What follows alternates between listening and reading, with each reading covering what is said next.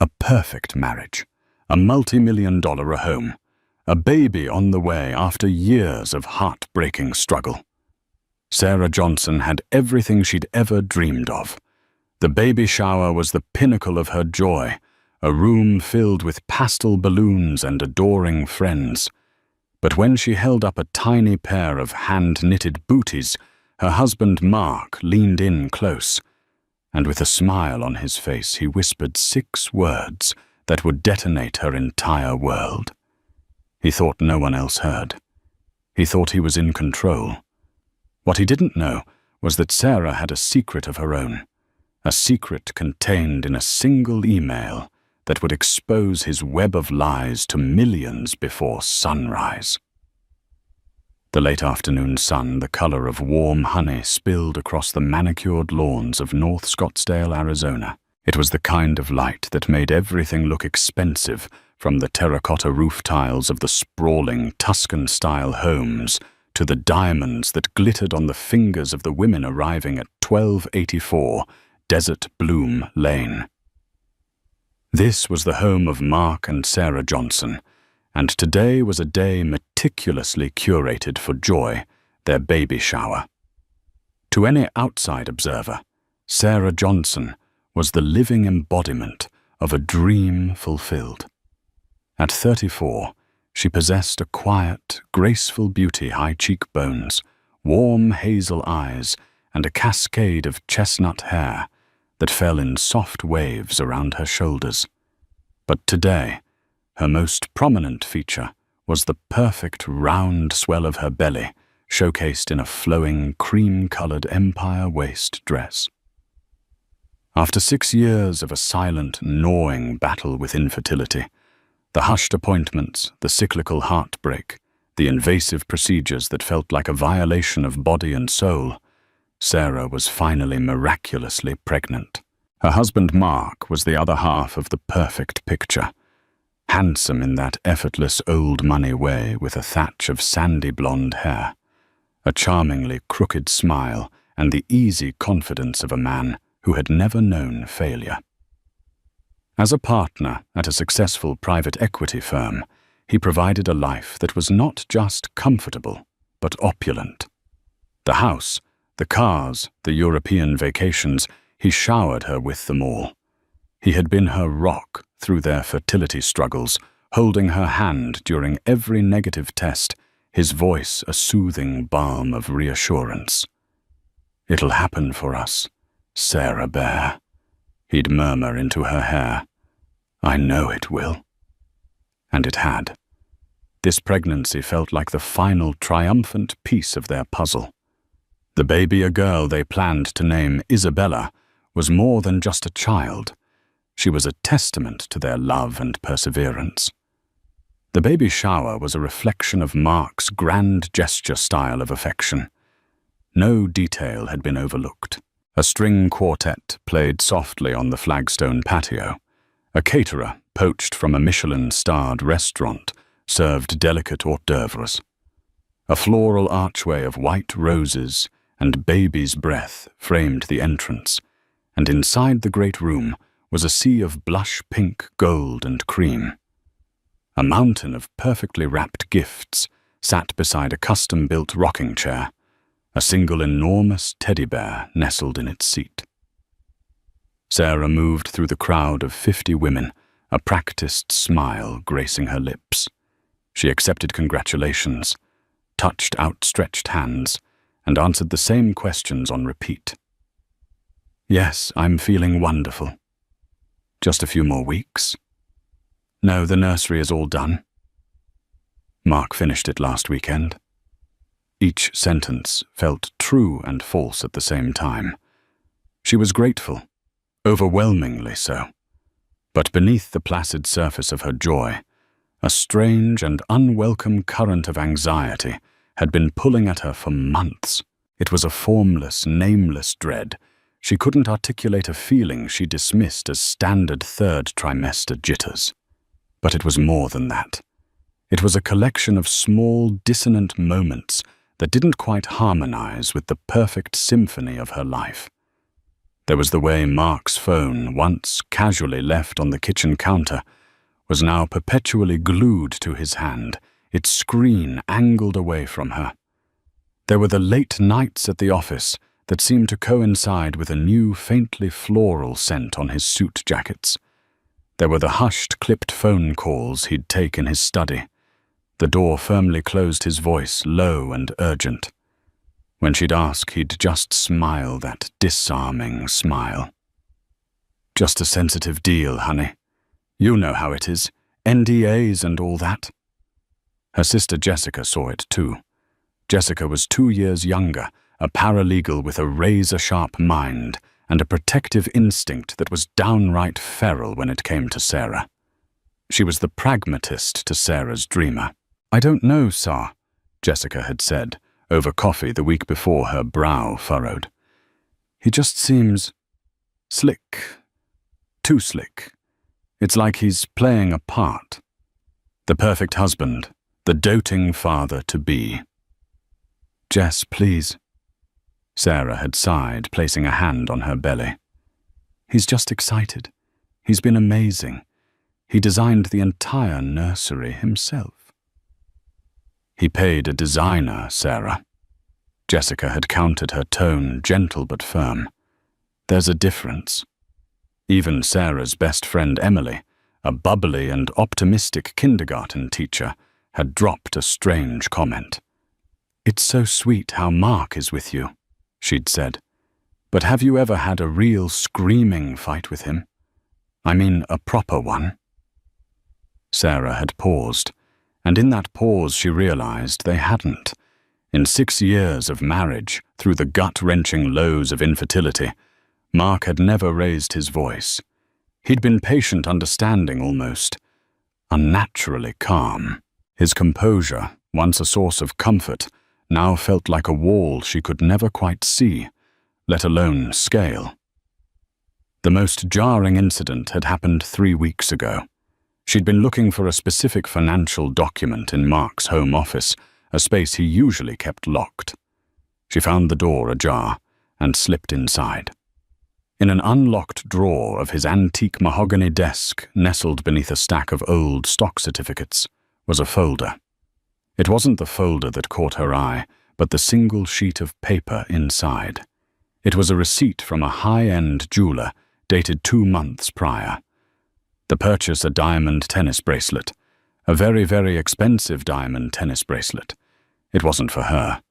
Her birthday and their anniversary had long passed. Christmas was months away. She had never received it. A cold dread, sharp and specific, had washed over her. She'd quietly closed the drawer, her heart hammering against her ribs. She told herself there was a logical explanation, a gift for his mother, perhaps, or an investment. But she couldn't bring herself to ask him about it. To ask would be to admit the crack in their perfect facade, and she was terrified of what might crawl out. So she pushed it down, burying the unease beneath layers of excitement for Isabella. She focused on the miracle growing inside her, the flutter of kicks and hiccups that felt like the only real things in her world. This baby was her anchor, her truth. Now at the shower, surrounded by the trappings of her perfect life, the anxiety was back, a low hum beneath the cheerful chatter. She watched Mark work the room, schmoozing with her friends' mothers, clapping his best friend David on the back and flashing his perfect smile. He looked every bit the proud father-to-be. But his eyes, when they occasionally met hers across the crowded room, seemed distant. There was warmth in them, but it felt like the curated warmth of a showroom fireplace, all light, no heat. Mark's mother, Eleanor, a woman who seemed to be sculpted from ice and disapproval, glided over to Sarah. Her silver hair was coiffed into a helmet of perfection, and her eyes, a pale, chilly blue, scanned Sarah from head to toe. "Sarah, dear," she began, her voice crisp. "You look substantial. You must be careful not to overdo it." The baby needs nutrients, not excess. "Hello, Eleanor." "I'm feeling fine, thank you," Sarah replied, her smile tightening. "I do hope you're planning on breastfeeding. The Johnson men have always been robust, and it starts with the right foundation. Formula is just a shortcut for the uncommitted." Every word was a perfectly polished dart. For years, Sarah had endured Eleanor's passive-aggressive critiques, her thinly veiled disappointment that her son had married a woman from a middle-class background, a woman who had until now failed in her primary duty of providing an heir. "We'll do what's best for the baby," Sarah said, her voice betraying a slight tremor. Eleanor gave a tight, condescending smile and drifted away, leaving a chill in her wake. Sarah took a deep breath, her hand instinctively going to her belly. "It's okay, Isabella," she thought. "Just a little while longer." Soon it was time for the main event, the opening of the gifts. The guests gathered in a semicircle around Sarah's designated throne, the plush rocking chair. Emily and Jessica sat on the floor at her feet, tasked with handing her the presents and collecting the ribbons. Mark stood behind the chair, his hands resting on Sarah's shoulders. It was an intimate, possessive gesture meant for public consumption. He squeezed gently. "Ready for this, sweetheart?" he murmured, his breath warm against her ear. She nodded, forcing another smile. "Ready." The gifts were a parade of adorable excess. A cashmere baby blanket from Tiffany's, a miniature Burberry trench coat, a sterling silver rattle from a distant aunt. With each gift, Sarah cooed and exclaimed the perfect picture of maternal bliss. The women applauded, their faces glowing with vicarious joy. Emily handed her a small, simply wrapped box. "This one's from my mom," she whispered. Sarah carefully undid the ribbon and lifted the lid. Inside, nestled in white tissue paper, were the tiniest pair of hand-knitted booties she had ever seen. They were a soft, buttery yellow, with minuscule pearl buttons. They were so delicate, so full of love and care, that a genuine, unbidden wave of emotion washed over Sarah. This was real. This felt real. She held one up for everyone to see, her eyes glistening with unshed tears. "Oh, they're perfect," she whispered, her voice thick. A collective awe rippled through the room. It was in that moment, that single pure moment of unguarded emotion, that Mark chose to lean in. The string quartet was in the middle of a delicate crescendo. The guests were captivated by the sight of the glowing mother-to-be. No one was paying attention to the husband whispering in her ear. His voice was a low, conspiratorial murmur, meant only for her. It was casual, almost bored. "Don't get too attached," he breathed, his lips brushing her temple. "Remember, she's just the surrogate." The 6 words did not register at first. They were a foreign language, a jumble of sounds that her brain refused to assemble into coherent thought. "She's just the surrogate." The phrase hung in the air between them, invisible and yet more solid than the chair she was sitting on. Surrogate. The word was a bomb, but a silent one. The world around her didn't explode. The string quartet continued its jaunty tune. The women kept smiling, their eyes fixed on the tiny yellow booty still held aloft in her trembling hand. The afternoon sun still streamed through the floor-to-ceiling windows, illuminating dust motes dancing in the air. Nothing had changed, and yet everything had been irrevocably destroyed. A high-pitched ringing started in Sarah's ears, drowning out the music. The vibrant colors of the room, the blush pink, the shimmering gold, bled together into a nauseating muted gray. The smiling faces of her friends and family distorted their features, melting like wax figures left too close to a flame. She felt Mark's hands, which had been a symbol of support just seconds before, as two burning brands on her shoulders. His touch was suddenly vile, a proprietary claim on a vessel not a wife. Her breath hitched. The air in her lungs turned to glass shards. She couldn't inhale, couldn't exhale. The tiny, perfect booty slipped from her fingers and fell to the plush rug unnoticed by anyone but her. She swiveled her head slowly, a fraction of an inch at a time, to look up at her husband. Mark was still smiling, a placid, handsome mask that betrayed nothing. He was looking out at the guests, nodding as if in appreciation of their adoration. He had said it so casually, so dismissively, as if commenting on the weather. As if he were reminding her of a mundane, agreed-upon fact. She's just the surrogate. The implication was a physical blow. This baby, her Isabella, the child she felt kicking and turning inside her, the culmination of years of pain and hope, was not hers. Her body was just a container, an incubator for hire. And he knew. He had always known. The infertility, the struggle, their shared journey. All of it had been a lie, a performance. A single hot tear escaped her right eye and traced a path through her carefully applied makeup. It felt like acid on her skin. Mark, sensing the sudden rigidity in her shoulders, glanced down.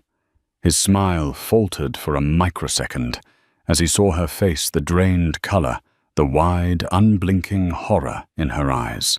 He gave her shoulder a little shake, a silent, urgent command to pull herself together. But it was too late. Jessica, ever watchful, had seen the exchange. She hadn't heard the words, but she saw the whisper, and she saw the light go out in her sister's eyes.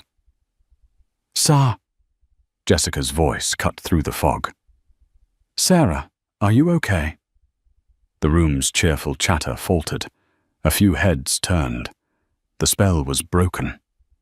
Sarah wasn't the glowing mother-to-be anymore. She was a statue, carved from ice, her face a kabuki mask of shock. "Sarah, honey, what's wrong?" Emily asked, her brow crinkling with concern as she reached out to touch her friend's knee. Sarah flinched away from the touch as if she'd been burned. She couldn't speak. Her throat was closed tight, strangled by a truth so monstrous it had no words.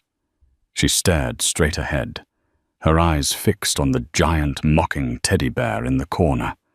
Its button eyes seemed to stare back with a vacant, idiotic pity. Mark recovered quickly, his corporate training in crisis management kicking in. He forced a hearty laugh, the sound of it grotesquely loud in the suddenly quiet room. "Oh, sweetheart," he said, his voice booming with false bonhomie. He squeezed her shoulders again, harder this time. "She's just overwhelmed. All this love, it's a lot to take in, isn't it? My emotional little Sarah bear." He was gaslighting her, in real time, in front of 50 witnesses. He was painting her as hysterical, fragile, and overwrought, a narrative he had probably been carefully crafting for years. But the words had unlocked something in Sarah. The formless dread she'd been feeling for months now had a name and a face. It was the face of her husband, the receipt for the diamond bracelet, the hushed phone calls, the unnatural calm. It wasn't anxiety. It was instinct. A primal, cellular knowledge that she was in danger. She found her voice. It came out as a choked, ragged whisper. "What did you say?" she asked, not looking at him but at the empty space in front of her. "What, honey?" Mark's tone was all loving concern. "I said you're overwhelmed with love. We all are." "No," she said, her voice gaining a sliver of strength. She finally turned her head, craning her neck to look up at him. The mask of the perfect husband was still there, but she could see the frantic panic in his eyes, the desperate plea for her to play along. "That's not what you said." The guests were murmuring now, exchanging confused, worried glances. The string quartet had trailed off into an awkward silence. The caterers froze in the doorway, their silver trays held aloft. The party had ground to a halt. "Sarah, you're making a scene." Mark hissed his lips, barely moving. His smile now a rigid, terrifying grimace. His mother Eleanor began to move toward them, her face a thundercloud of indignation. "What is the meaning of this, Sarah? If you're not feeling well, perhaps you should go lie down. You're upsetting the guests." Eleanor's voice, so full of condescension, was the final spark. It ignited the fury that had been smoldering beneath Sarah's shock. This was it. This was the game. They would all dismiss her, pathologize her, and lock her away with her female emotions, while the devastating truth remained his secret. Slowly, deliberately, Sarah pushed his hands off her shoulders. The simple act of defiance felt monumental. She used the arms of the rocking chair to push herself to her feet. The room went dead silent. Every eye was on her. She stood there for a moment, swaying slightly, her hand protectively on her stomach. She looked from Mark's panicked face to Eleanor's furious one, then out at the sea of bewildered guests. These people had come to celebrate her baby. "Her baby," he said. Sarah announced, her voice trembling, but carrying across the cavernous room with shocking clarity that I shouldn't get too attached. A collective gasp went through the room. She locked eyes with Mark. The handsome mask was gone. All that remained was raw, cornered fear. "He whispered to me," she continued, her voice rising with each word, fueled by a righteous white-hot rage, "that this baby, my baby, isn't mine. He told me she's just the surrogate." The silence that followed was absolute, profound, and terrifying. It was the silence of a universe collapsing. The 50 women stood frozen, their mouths agape. Eleanor Johnson looked as though she had been slapped. Jessica was already on her feet, her face a mask of pure murderous fury, taking a protective step toward her sister. Mark opened his mouth, then closed it. He looked like a fish gasping for air. "Sarah, that's a joke. A terrible, horrible joke, a misunderstanding. Was the diamond bracelet for the surrogate a joke too?" Sarah shot back, the words tumbling out before she could stop them. Mark went pale. He had no idea she knew. The party was over. The flawless facade had not just cracked. It had been dynamited. People started to back away, grabbing their purses, avoiding eye contact, as if the raw, ugly truth was contagious. The celebration had curdled into a public spectacle of humiliation. Whispers erupted, hushed and frantic. "Did you hear? Surrogate! Oh my God, that poor woman!" In the chaos of guests trying to make a quiet exit, Mark grabbed Sarah's arm. "We need to talk," he snarled, his voice a venomous undertone. "Upstairs, now! Don't you touch her!" Jessica spat, stepping between them. But Sarah just looked at him, her gaze eerily calm. The shock had burned away, leaving behind a cold, hard clarity. This was not a man to talk to. This was not a marriage to be saved. This was a crime scene, and she was standing right in the middle of it. "I think you've said everything that needs to be said," she said, her voice devoid of all emotion. She turned her back on him on the ruins of her party and walked toward the grand staircase, her hand never leaving her baby. She didn't know where she was going, only that she had to get away from the man whose whisper had just revealed him to be a monster. The night was just beginning, and she had one last secret to reveal. The grand staircase felt like a mountain. Each step was a monumental effort, her legs trembling, her body weighed down, not just by the baby, but by the crushing gravity of her new reality. The hushed, frantic sounds of the dying party faded behind her as she reached the second-floor landing. She didn't go to their master bedroom. His bedroom, she now thought, a space that suddenly felt contaminated. Instead, she walked on autopilot down the hall and pushed open the door to the nursery. The room was a masterpiece of manufactured love. The walls were painted a soft, dreamy lavender. A white crib with pristine linens stood against one wall. A mobile of fluffy, smiling clouds hung above it. The shelves were lined with classic children's books, their spines unbroken.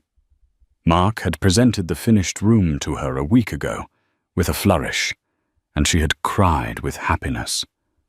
Now the sight of it was a visceral torment. Every perfect detail was a brushstroke in an elaborate, cruel lie. She sank into the plush glider in the corner, the one she had imagined spending countless nights in nursing her daughter. The silence of the room was absolute, a stark contrast to the chaos downstairs and the raging storm inside her head. Surrogate. The word echoed in the stillness. It meant another woman's egg. It meant her entire journey, the shots, the hormones, the hope was a sham. She hadn't been a partner in creation. She had been a vessel for rent, and she hadn't even known she was for hire. Her phone buzzed in the small clutch purse she'd left on the changing table. Then again, and again. A frantic chorus of texts from Emily, from her mother, from a dozen other friends who had fled the party. Emily. Sarah, are you okay? I'm so sorry. Call me. I'll come get you. Mum, Jessica just called me. I'm on my way. Don't be alone with him. Jessica. I'm downstairs making sure he doesn't follow you. Lock your door. I'm handling this. Handling this. How could anyone handle this? This wasn't a problem to be solved. It was an apocalypse. The nursery door opened. Mark stood there, his tie loosened, his face pale and slick with sweat. He had shed the skin of the charming host, and now wore the desperate face of a man whose scheme had just spectacularly imploded. Sarah. He began, his voice low and pleading. Baby, you have to listen to me. It was a joke. The worst, most idiotic joke in human history. I am so sorry. Sarah stared at him, her expression utterly blank. The man she thought she had married was gone. In his place was a stranger, a con artist. A joke, she repeated, her voice flat. You whispered that in my ear at our baby shower in front of all our friends, and you're calling it a joke. I was drunk, I was stupid. I don't know why I said it. He insisted, taking a step into the room. You know how my mother gets all that pressure about the baby. It came out. It meant nothing. He tried for a smile, a pathetic, wobbling thing. Look at this room, Sarah. Look at everything I've given you, given us. Does this look like the work of a man who doesn't love you, who doesn't want this baby with you? His words, meant to be reassuring, were gasoline on the fire. He was using the very props of his deception as proof of his innocence. He thought she was that naive, that weak, that stupid. And that's when the memory, sharp and electrifying, pierced through the fog of her pain. It was a memory from a week ago, a moment of proactive suspicion she had almost managed to convince herself was paranoia. After finding the jeweler's receipt, a seed of distrust had taken root. On a whim, fueled by a late-night internet search, she had concocted a plan. She told Mark her obstetrician had recommended an advanced, non-invasive prenatal screening that required a DNA sample from both parents to check for rare genetic disorders. She bought a commercial DNA testing kit online. He'd swabbed his cheek without a second thought, too arrogant to ever suspect her. "Anything for our little Isabella," he'd said, handing the sample back to her. She had sent his sample and her own to the lab, paying for the expedited peace of mind results. The email had arrived 3 days ago. The subject line, "Your paternity test results are ready." She had been too terrified to open it. She told herself she was being crazy, that she didn't want to poison the last few weeks of her pregnancy with unfounded suspicions. So she had left it there, a digital Pandora's box, sitting unopened in her inbox. Until now. His whisper wasn't a joke. It was the truth slipping out in a moment of unguarded arrogance. And she had the proof. While Mark continued his frantic, desperate monologue about his stupid mistake, Sarah calmly reached for her purse, her movements slow and deliberate. She pulled out her phone. Her hands were shaking, but her purpose was a steel rod in her spine. "What are you doing?" he asked, his pleading tone sharpening with alarm. She ignored him. With a tap, she opened her email client. There it was. That terrifying subject line. She tapped again, her heart hammering. The login page appeared. She entered her credentials, her thumb hovering over the Enter button. Sarah put the phone down. Mark commanded, his voice changing a hard edge of menace creeping in. "This is not the time to be calling your mother or your sister. This is between us. We can fix this." "There is no us," she said, her voice a low, dangerous thing she didn't recognize as her own. She looked up from the screen and met his eyes. "There is no we. There is only the lie you have been living and the woman you have been using." She pressed Enter. The web page loaded. A PDF icon sat in the middle of the screen. Case ID 774 P2 8B. Participants: Sarah Johnson, alleged mother. Mark Johnson, alleged father. Her eyes scanned the document past the scientific jargon to the final damning conclusion at the bottom of the page. Analysis and conclusion. The alleged father, Mark Johnson, is excluded as the biological father of the fetus. Probability of paternity %0. The number was a black hole. It sucked all the air, all the light, all the hope from the universe. It was the ultimate irrefutable truth. This baby, her baby, was not his. Which meant his whisper wasn't just cruel. It was a piece of a puzzle she couldn't yet see. If he wasn't the father, then what was this? Who was she carrying? A new, more terrifying thought emerged. If he wasn't the father, and he knew it, then he must have known who was. And he had lied, putting another man's child inside her body. The violation was so profound, so complete, it stole her breath. Mark saw the look on her face. He saw the finality in her eyes. The game was up. He lunged for the phone. "Give me that." But Sarah was faster. She scrambled backwards out of his reach, a primal scream building in her chest. This monster, this liar, was not going to silence her. He was not going to bury this. The world deserved to know who he was. Her fingers flew across the screen, her social media muscle memory taking over. She didn't think she just acted. She opened Instagram. She had over 2,000 followers, a mix of real-life friends and acquaintances from their affluent social circle. She pressed the Go Live button. Her face, tear-streaked and pale, filled the screen. The view counter started ticking up immediately. 10, 45, 97. "Sarah, what the hell are you doing?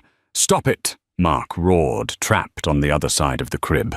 "Hello, everyone," she said into the phone, her voice shaking but clear. The live comments started to flood in a cascade of question marks and concerned emojis. "Most of you were just at my baby shower," she continued, panning the camera around to show the perfect, beautiful, hateful nursery. "You were here to celebrate with me and my husband, Mark." She flipped the camera to face him. He froze, caught in the digital headlights, his face a mask of rage and terror. "A little while ago," she said, flipping the camera back to herself, "my husband whispered something to me. He told me not to get too attached to this baby." Her voice broke, and she took a ragged breath. The view count had passed 500. Friends were sharing the link. A brush fire was starting. "He told me that I'm just the surrogate." She held up the phone to show the email on her laptop screen, zooming in on the bold black letters. "Probability of paternity 0%. It turns out he was telling the truth about one thing," she said, her voice now dripping with a chilling, icy calm. "I am a surrogate. What he failed to mention was that I was an unwitting one. This man, my husband, put another man's child inside me, without my knowledge or consent. He is not the father. And I have no idea who is." She ended the broadcast. The silence in the room was deafening. Mark just stared at her, his mouth agape, his face ashen. He had been so sure of his control, so confident in his lies. He never imagined that the quiet, gentle woman he had so carefully selected as his pawn would have the audacity to light the whole board on fire. The night of reckoning was here, and the DNA results had just gone viral. The digital world ignites with an immediacy that is both terrifying and absolute. Sarah's 12-minute live video didn't just start a brush fire. It launched a nuclear missile into the heart of their curated lives. Before she had even caught her breath, her phone began to vibrate uncontrollably, a solid buzzing brick of notifications. It was as if the entire world was trying to reach her at once. The video was screen recorded within seconds by hundreds of viewers. It was shared on Twitter, on Facebook, on TikTok. The hashtags started trending within the hour. #surrogate scandal. Mark the monster. #justice for Sarah. #DNA bomb. By midnight, it was the lead story on local news blogs in Phoenix. By sunrise, it had been picked up by national outlets like BuzzFeed, the Daily Mail, and even some mainstream news networks, who framed it as a horrifying cautionary tale of modern marriage and technological betrayal. Sarah saw none of this at first. In the immediate aftermath of the broadcast, she simply stood in the nursery, her phone clutched in her hand, watching the color drain from Mark's face. His rage had evaporated, replaced by a dawning, abject terror. He wasn't looking at her anymore. He was looking at the ghost of his future, a future that was now a smoldering crater. "You have no idea what you've done," he whispered, his voice hoarse. It wasn't a threat. It was a statement of fact. Jessica burst into the room, then her own phone in hand, her face pale. "Sir, what did you do?" "My phone is blowing up. People are... My God!" She saw Mark, and her expression hardened into pure steel. "Get out!" she snarled at him. "Get out of this house right now!" For once, Mark didn't argue. He stumbled past them like a zombie, his eyes vacant. He didn't pack a bag. He didn't grab his keys. He just walked down the stairs and out the front door into the cool desert night, a man suddenly stripped of his identity, his home, and his carefully constructed reality. The next few days were a blur of chaos contained within the four walls of the house. Sarah's mother arrived a whirlwind of comforting arms and furious tears. Jessica became her sister's Praetorian guard, fielding calls, changing Sarah's phone number, and speaking in clipped, efficient tones to the security company they hired to sit in a discreet vehicle at the end of their driveway. The media had found their address. News vans were parked down the street, and reporters with telephoto lenses were trying to get a shot of the wronged wife. The digital firestorm had real-world consequences that were swift and brutal. Mark's private equity firm, a bastion of old-school conservatism and public image, placed him on indefinite administrative leave less than 24 hours after the video went viral. They released a terse statement about taking allegations of personal misconduct seriously, a corporate maneuver designed to sever the limb before the poison spread. Mark's best friend, David, the one who had clapped him on the back at the shower, stopped answering his calls. The social invitations that had once filled their calendar vanished. They were excommunicated from the world they had so desperately courted. Eleanor Johnson predictably went on the attack. She gave an exclusive interview to a notoriously salacious tabloid, painting Sarah as an unstable, gold-digging opportunist.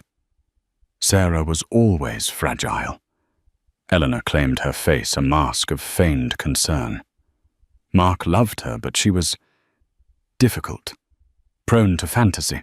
This whole story is a fabrication. A desperate attempt to ruin my son after he discovered her infidelity. The DNA test is clearly a forgery. She is mentally unwell, and we are deeply concerned for the safety of the unborn child she is carrying.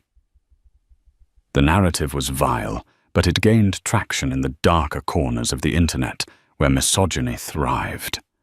For every message of support Sarah received, there was another calling her a liar, a psycho, an attention seeker. She was forced to delete her social media accounts, but the poison was already in the water supply. It was during a late-night conversation, huddled in the living room with Jessica and their mother, that the true, horrifying scope of the situation began to dawn on Sarah. "Okay, let's just think," Jessica said, a legal pad on her lap, trying to impose order on the chaos. "Forget the noise. Let's focus on the facts. Fact 1. Mark is not the biological father. Fact 2. He knew this. Fact 3. He orchestrated this pregnancy with you under false pretenses. The question is, why and who?" Sarah whispered, her hand resting on her stomach. "Who is the biological father? And where did the egg come from? Is there another woman out there? Another mother?" The thought made her feel sick. Was she just an instrument in a custody battle between two other people? "This isn't just infidelity, Sarah," Jessica said, her paralegal mind clicking into gear. I don't even know what this is. Fraud assault. There are so many layers of violation here. The first break came a week after the shower. A registered letter arrived, sent from a prestigious downtown law firm. It was a cease and desist letter on behalf of Mark Johnson. It demanded Sarah retract her defamatory and libelous statements and issue a public apology citing the damage to his reputation and career. It was a standard legal threat, an act of blustering intimidation. But it was the final sentence that made Jessica's blood run cold. "Failure to comply," she read aloud, "will result in our client pursuing all available legal avenues to protect his parental rights to the unborn child." Parental rights, Sarah choked out. "He has zero biological connection. The test proved it." "It doesn't matter," Jessica said, her eyes dark. "He's going to argue that he was the intended parent, that you and he had an agreement, and that his financial and emotional investment grants him rights. He's going to try and take the baby. The threat was terrifyingly real. He would use his money and his power to crush her, to paint her as the unstable villain of Eleanor's narrative and position himself as the stable, wealthy father figure. This baby, this innocent life, was about to become the rope in a brutal tug-of-war. That night, unable to sleep, Sarah found herself back in Mark's home office. The space felt different now, not just forbidden, but sinister. She wasn't looking for anything in particular. She was just trying to understand the man she had lived with. She ran her hands over his expensive books, his polished desk, his leather-bound journals.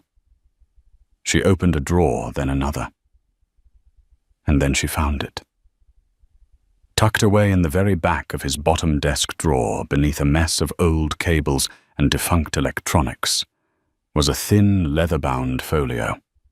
It wasn't a journal. It looked like a legal document. She pulled it out.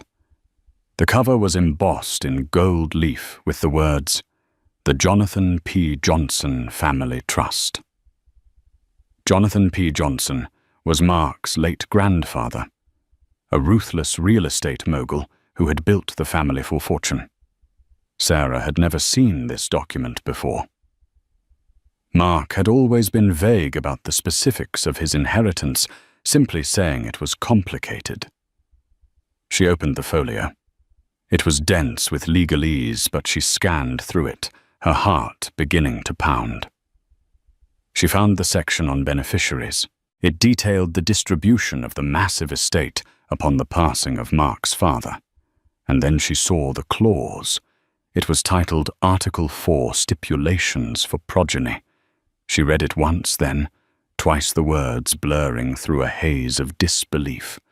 The clause stipulated that any grandchild, in order to inherit their full multi-million-dollar share of the trust, must be married and have produced a legitimate heir to carry on the Johnson family line. There was a deadline. The heir had to be born before the grandchild's 35th birthday. Sarah's blood went cold. She pulled out her phone and did a quick search. Mark's birthday. It was in 6 weeks. He was turning 35. The entire scheme, in all its cold, calculating horror, laid itself bare in her mind. This was never about love. It was never about having a family with her. It was about a deadline. It was about money. He couldn't produce a legitimate heir himself. Maybe he was sterile, a fact his pride would never allow him to admit. So he had outsourced it. He'd procured an anonymous egg and anonymous sperm. He'd hired a surrogate her under the guise of marriage. He would get his heir, meet the trust's deadline, and secure his fortune. What was his plan for after divorce, her most likely? Pay her off. Create a new narrative where she was the one who left, and he was the tragic single father. The whisper at the baby shower wasn't just a moment of cruelty. It was the sound of a man who thought he had won, who saw the finish line, and got sloppy underestimating the woman he had chosen for her perceived meekness. The diamond bracelet, it was probably a gift for the egg donor, or someone else involved in the conspiracy. The late nights, the secret calls, they were the logistics of his fraud. Her years of infertility hadn't been a shared tragedy. They had been her primary qualification for the role he needed her to play. A woman desperate for a child would be grateful compliant and wouldn't ask too many questions. She sank to the floor, the legal document clutched in her hand. The betrayal was so much deeper than infidelity. It was a repudiation of her entire existence. She hadn't been a wife or a partner. She had been a business transaction, a walking, talking loophole in a trust fund document. The firestorm outside was nothing compared to the inferno of rage and violation that now consumed her. He wasn't just going to lose. She was going to burn his entire world to the ground. Armed with the trust document, Sarah was no longer just a heartbroken victim. She was a woman holding a motive. The cold, hard proof of Mark's multi-million-dollar incentive transformed her case from a messy divorce into a calculated fraud. The fight was no longer just for public sympathy, but for legal justice. Her sister Jessica, after reading the damning clause, looked up with eyes blazing. "This is it, sir," she said, her voice a low, steady hum of fury. "This is the whole ball game." They hired Helen Pierce, the most formidable family law attorney in Arizona, a shark in a Chanel suit. Helen listened to Sarah's entire story without interruption, her expression unreadable. When Sarah finished placing the trust document on the polished table between them, Helen leaned forward, a dangerous glint in her eyes. "Mrs. Johnson," she said, her voice like gravel and steel, "we will not be filing for divorce. A divorce implies there was a valid marriage to begin with. We are going to have this union annulled on the grounds of profound and deliberate fraud." He didn't marry a woman. He acquired an asset to unlock a trust fund. We will sue him and his conspirators for every penny. The legal battle commenced with brutal speed. Mark's attorneys, funded by what was left of his liquid assets, came out swinging. They filed motions to have Sarah psychologically evaluated, desperately trying to sell the narrative of the unstable, vengeful wife his mother had painted. They fought to have the trust document deemed inadmissible, calling it an invasion of privacy. But Helen Pierce methodically dismantled their attacks. While the lawyers fought in court, Jessica, now working alongside Helen's team, dedicated herself to unraveling Mark's life.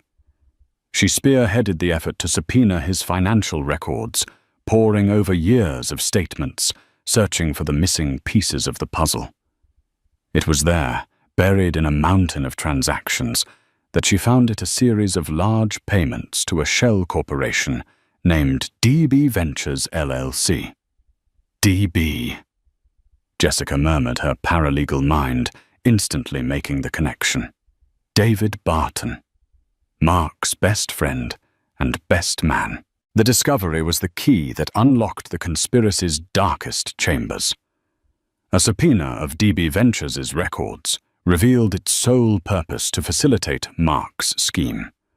They found a predatory surrogacy contract with a young woman named Maria Costa, who had been paid a pittance to act as a gestational carrier.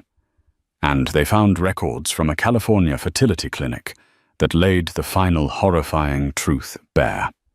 The genetic material was from 2 anonymous donors. The sperm had been selected from a catalogue to match Mark's general characteristics. The egg was also from a stranger. There was no old college flame named Chloe. That had been another lie, a panicked invention in the initial fallout.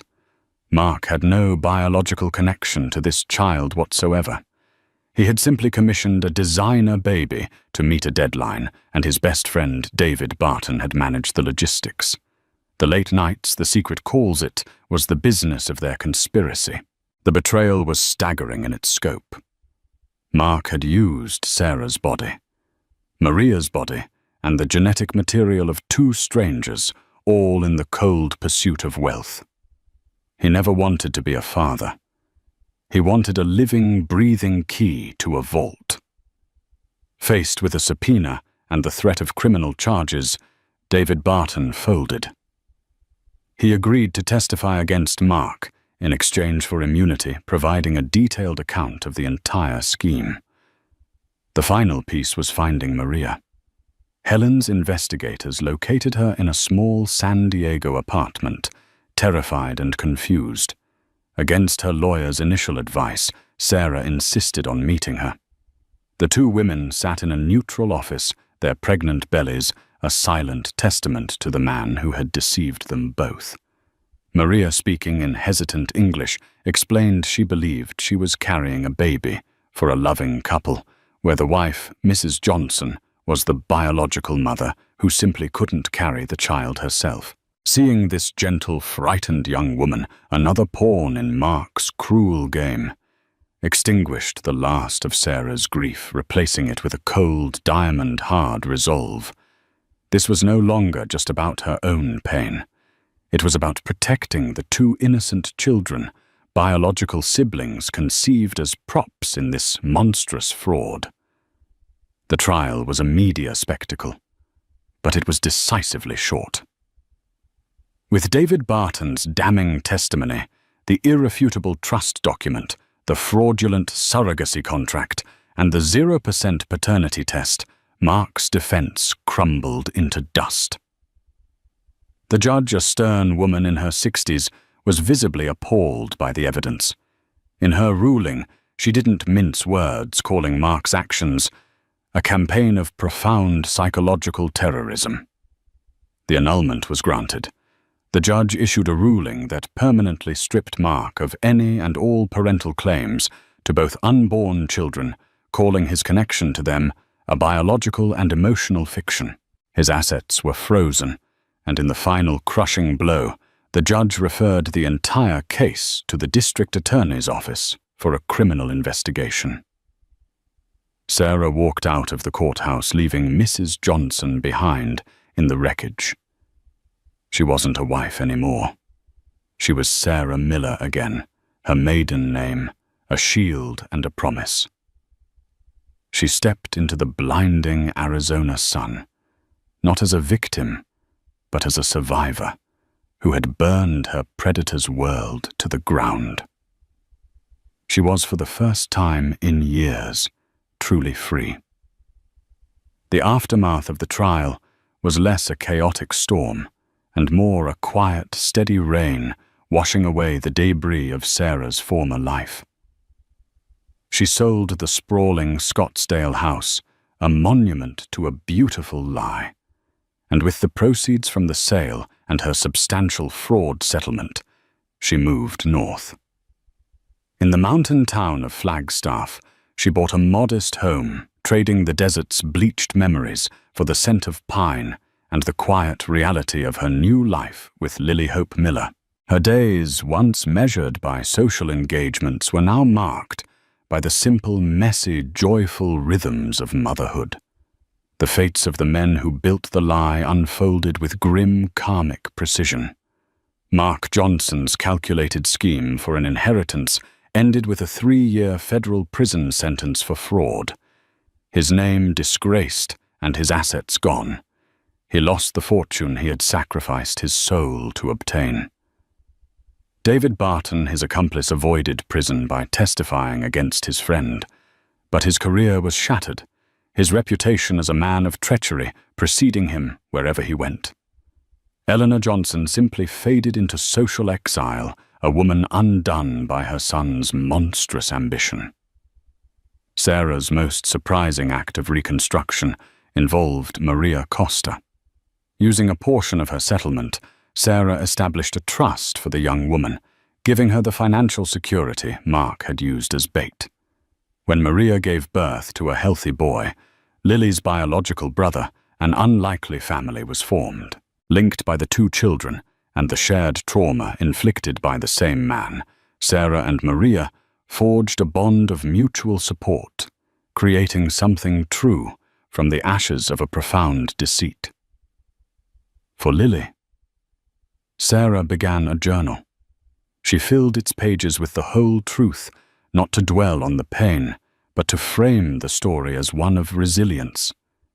She wanted her daughter to know she was not the product of a lie, but the reason a critical truth was brought to light, that she was wanted, cherished, and born from a battle her mother had fiercely won.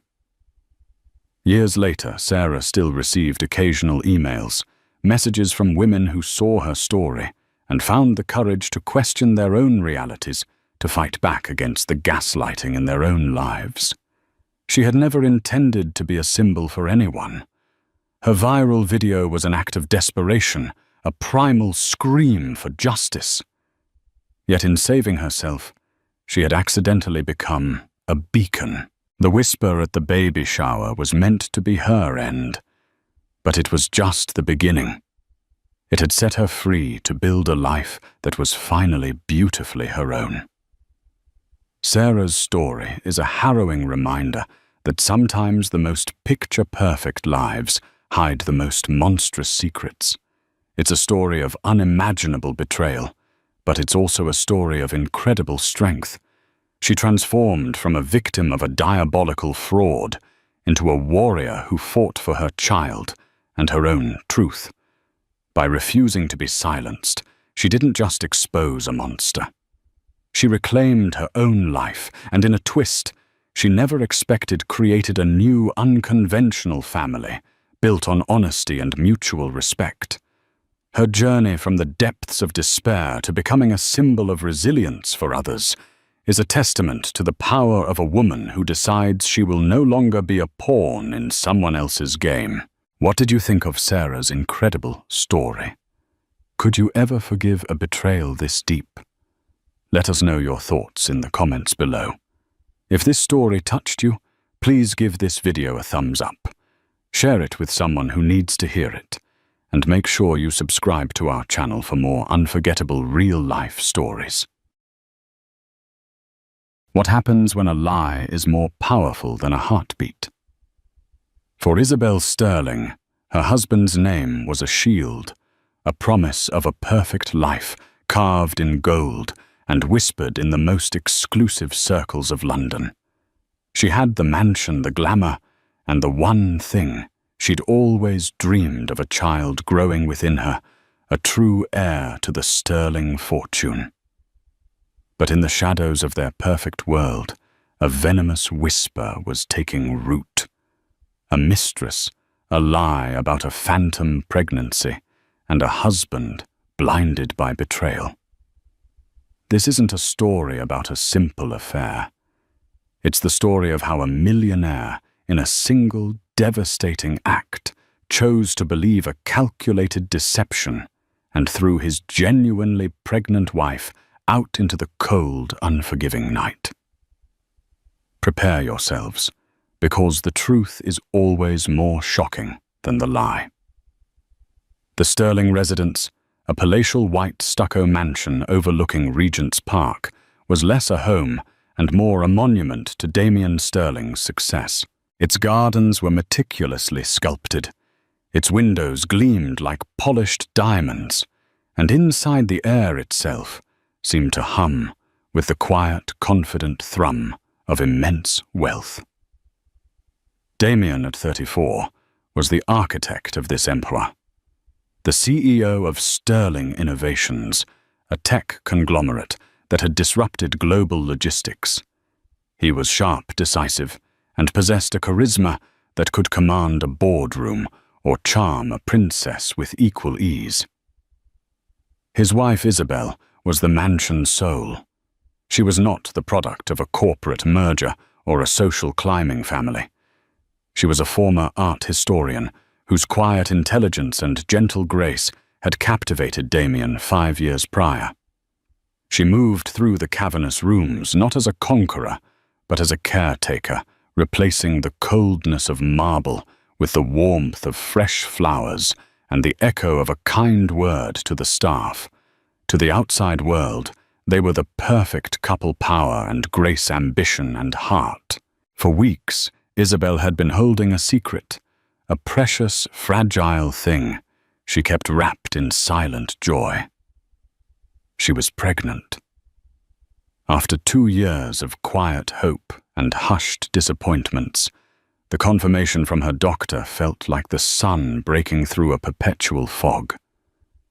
She planned to tell Damien on their anniversary, to present him with a tiny pair of hand-knitted booties she'd hidden in her wardrobe, a tangible promise of the future he claimed he wanted. The first tremor in her perfect world was subtle, a name spoken with a little too much frequency. Chloe Vance. Chloe closed the Hong Kong deal, Damien would announce over dinner, his eyes fixed on his phone. She's a killer, absolutely ruthless. Chloe reorganized the PR division. The board is thrilled. he'd mention as they dressed for a gala. "She thinks 3 steps ahead of everyone." Isabel pictured this Chloe as a sharp-shouldered, severe woman in a power suit. She felt a prickle of professional admiration for her, a woman succeeding in her husband's cutthroat world. She never imagined her as a threat, because in Isabel's world, love and loyalty were the bedrock upon which everything else was built. The first time she met Chloe was at a company charity gala held at the Victoria and Albert Museum. Isabel, radiant in a deep sapphire gown that subtly disguised the very beginnings of her new secret, was standing by Damien's side. He was mid-flow describing a new AI venture to a cluster of investors when a woman glided up to them. She wasn't severe at all. Chloe Vance was stunning with a mane of fiery red hair, eyes the color of jade, and a smile that was both dazzling and predatory. She wore a backless emerald dress that seemed poured onto her statuesque frame. "Isabel, darling," Damien said, turning with a brilliant smile. "This is the miracle worker I've been telling you about. Chloe Vance. Chloe, my wife, Isabel." Chloe's eyes swept over Isabel in a fraction of a second, a flicker of assessment that was so quick, Isabel almost missed it. But she didn't. It was the way a predator sizes up its prey. "It is an absolute honor to finally meet you." Chloe purred, her voice a low, husky melody. She extended a hand, her long crimson nails brushing against Isabel's skin. "Damien speaks so highly of you. He says you're his anchor." The word anchor sounded less like a compliment and more like a weight. Isabel smiled graciously, a lifetime of decorum kicking in. "It's lovely to meet you too, Chloe. Damien is very proud of the work you're doing." Throughout the evening, Isabel watched her. Chloe was a master of her craft. She orbited Damien, never too close, never too far. She'd lean in to whisper a comment, her hand briefly touching his arm. She would laugh at his jokes with a fervor that felt just a little too practiced. To everyone else, she was the perfect deferential employee. To Isabel, a cold knot of dread began to tighten in her stomach. It was a feeling she couldn't name, an intuition she couldn't prove. Later that week, the dread was given a name. Damien came home late, smelling of expensive whiskey and a faint, unfamiliar perfume, a heady scent of jasmine and spice. He was tired, he said, a brutal day of negotiations. As he took off his jacket, something small and silver fell from his pocket, clattering onto the marble floor of their dressing room. Isabel bent down to pick it up.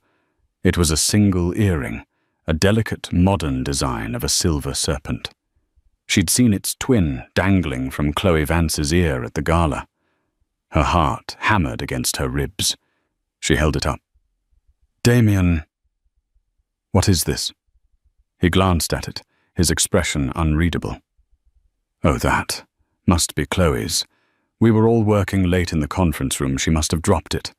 I'll have my assistant return it tomorrow."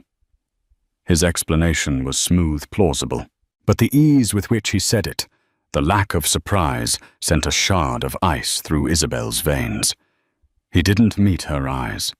He just walked into the shower, leaving her standing there, the silver serpent feeling like a brand in her palm, its cold metal a stark contrast to the warm, living secret she held in her womb.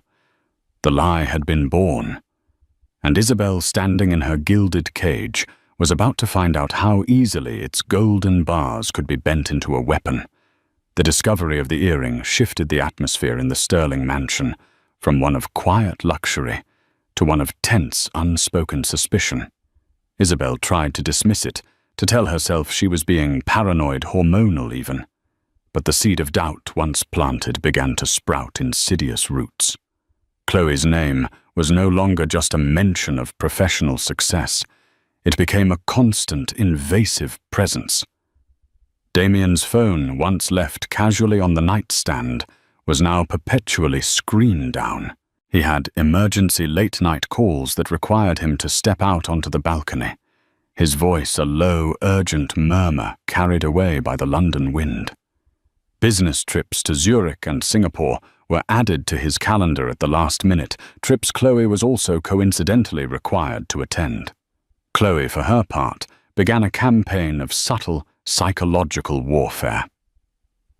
One afternoon, a bouquet of exotic blood-red orchids arrived at the house.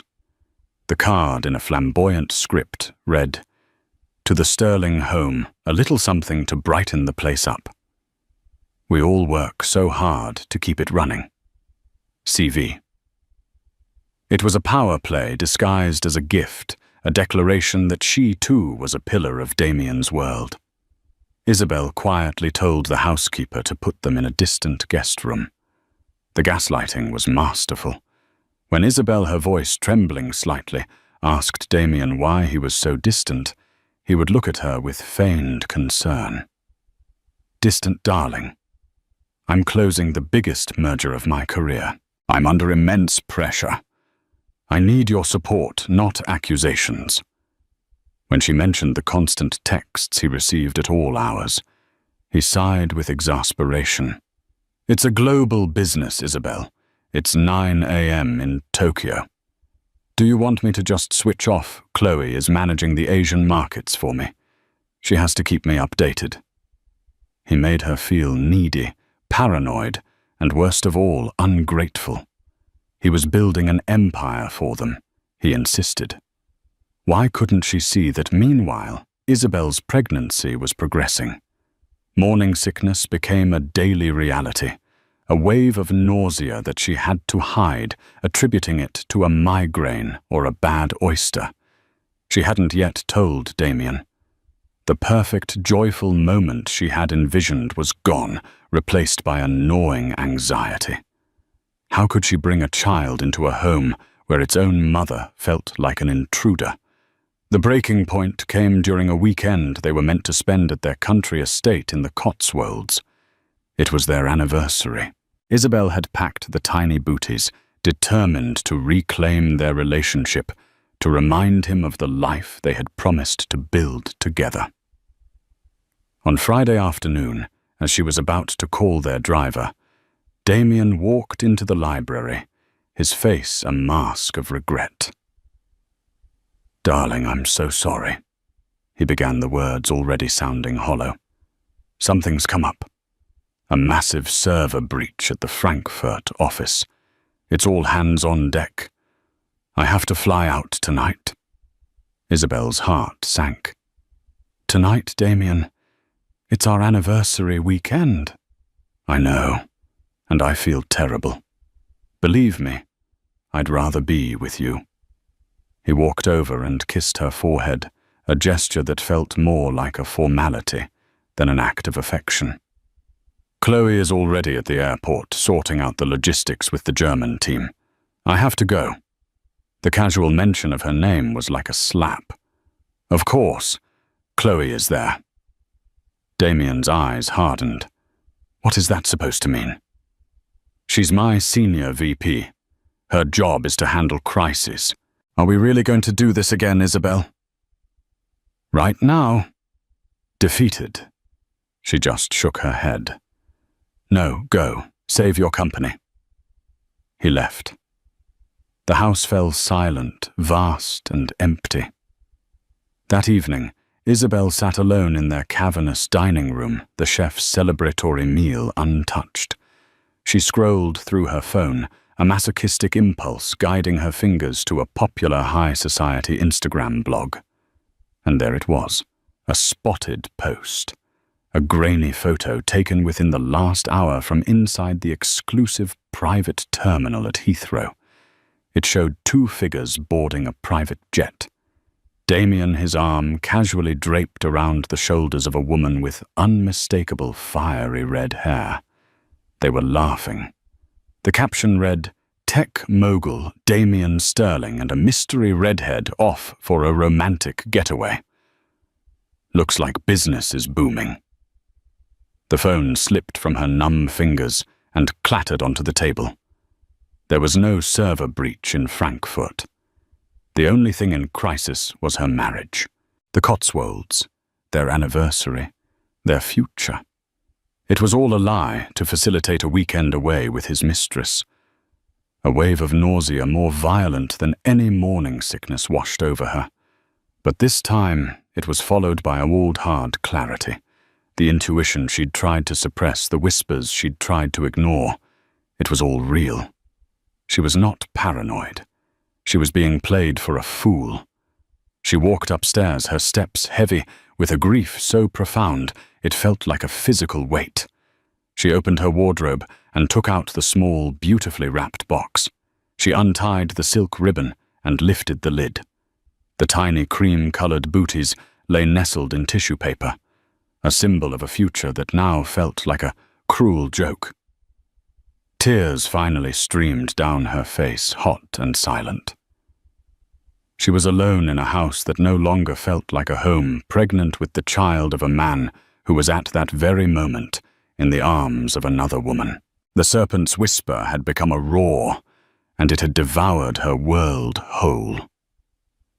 Damien returned from his crisis in Frankfurt, looking refreshed and triumphant. He presented Isabel with an expensive diamond bracelet from a boutique in Geneva, a guilt offering she accepted with a quiet, hollow thank you. She said nothing of the photo. Confronting him felt futile. She was gathering her thoughts, trying to figure out what to do, not just for herself, but for the tiny life she was carrying. She needed a plan, not a screaming match. Her silence, however, was misinterpreted by Damien as acquiescence. To him, the storm had passed. For Chloe, it was the perfect opportunity to launch her final, devastating assault. The attack came on a Tuesday evening. Damien was home, a rarity. They were having a tense, mostly silent dinner when his phone buzzed. It was a text. He glanced at it, and the color drained from his face. He stood up abruptly, his chair scraping against the marble floor. "I have to go out," he said, his voice strained. "Another crisis?"